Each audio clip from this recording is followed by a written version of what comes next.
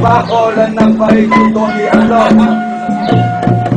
Il a pris, et la parole est belle dans la bouche des hommes mûrs qui savent partout la parole.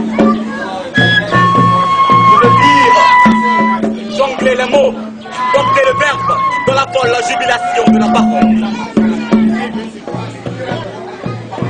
Moi qui vous parle, je suis parolier. Parolier comme l'était mon père, comme l'était le père de mon père, comme le seront mes enfants et les enfants de mes enfants. Je suis comme Zulu. Arrière, un petit-fils de Tibapignon, la cuillère qui n'a pas peur du riz. Et de Vatka Baba, la passoire qui n'a pas peur de la sauce crème. Lui-même s'est assis sur une aiguille dans le désert pendant 50 jours et 50 nuits. Mon pays est le musée de la tradition et le champ du modernisme.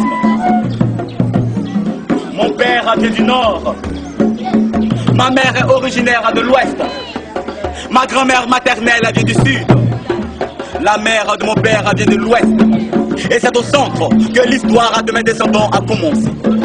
Je suis une fille de mon pays, et c'est pourquoi ma parole chante, danse, rit, pleure, saute au rythme auréolé de la flûte et du djembé. Mon pays né sur le côté burni depuis la nuit des temps. À l'appel du son de l'unité, plusieurs ethnies sont venues de divers horizons pour donner image à mon pays. Les relations entre peuples se faisaient dans l'union, la discipline et le travail. Mon pays devient donc la terre voulue par le ciel, terre de spiritualité, refuge de matin de guerre, auberge du tourisme, là où le vécu quotidien se chante au son de la chanson, de la tradition et du modernisme. Dans mon pays, on se partageait tout, les mêmes jeux, les mêmes idéologies, les mêmes pensées, les mêmes rêves, les mêmes femmes. On parlait le même langage de frères. Le plus étonnant, c'est que le Nord dansait avec le Sud au rythme de l'Ouest et de l'Est. C'était beau et rien de plus beau ne peut se comparer à la beauté de mon pays.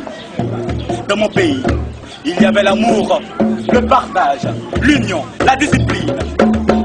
Il y avait la viva!